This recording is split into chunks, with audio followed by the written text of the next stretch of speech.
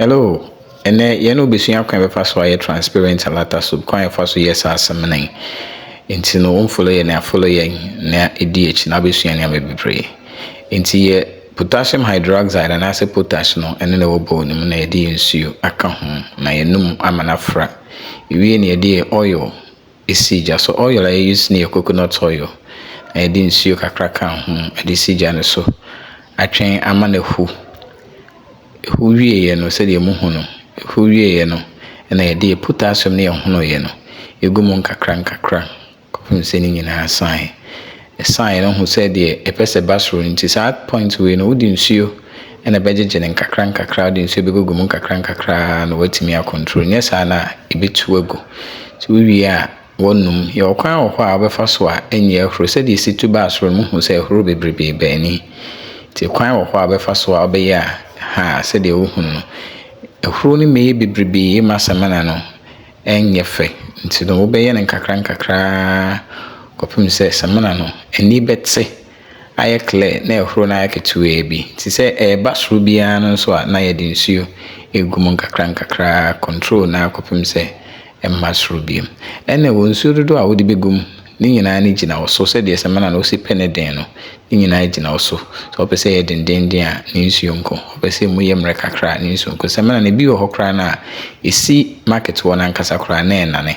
ha tini nyina jina wo so ntino ebi na yebu no de ye no ano no na yebu ni ese hwiegum na yetimi attest se de esitie ena ha no ye de alcohol na petin ni se de be ya ehuro no be kofom se de wo hu no na ehuru kama no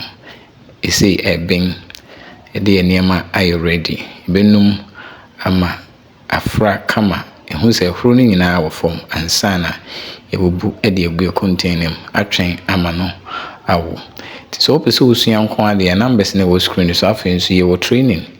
every 2 weeks be our Accra and every 2 weeks be our Kumasi with my join here 2 weeks first Saturday of every month our Accra and last Saturday of every month Kumasi with me join here na wasua upcoming training to share event na with me join upcoming training no na wonso wetime sua sa semene said the open up pepepe yankwa na ebetiro na yetimi akiro kwa afaso how the be business kwa afaso abeya obinya mfaso kwa afaso abeya enkrofo ebeto omani beje ho na omonso edu product na chi enye se omto ba akope na omojai ha intino ye event no na wo screen so no for numbers na say WhatsApp ye na also joining upcoming training ya ebasui ewo Accra na onso wetimi esua semana alata soup yi